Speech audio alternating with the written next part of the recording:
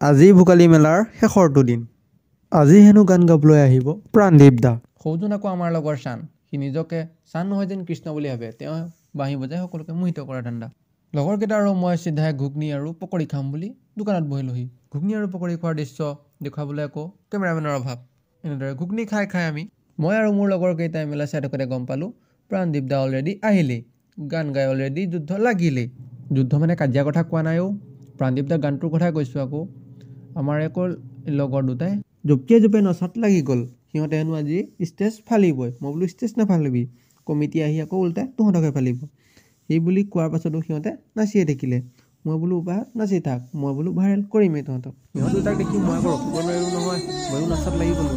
নাচাৰ অকণ পিছত দেখোন আগত প্ৰাণদীপ দাৰ এখন গান শুনি লওঁ।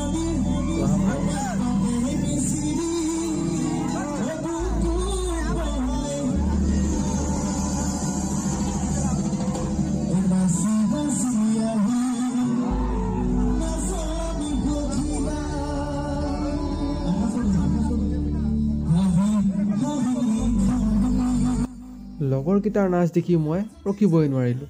ঠাউকতে গৈ বাপেকে নাচিয়ে পেলালোঁ। ভিৰৰ মাজত মনে মনে সোমাই গৈ নাচি থাকোঁতে কোনে জানো ভিডিঅ' কৰি দিলে। গমকি নাপালোঁ নহয়। লাজ লাগে দিয়ক দেখুৱাবলৈ, আপোনালোকে চাই থাককতো নাচটোকে অলপ।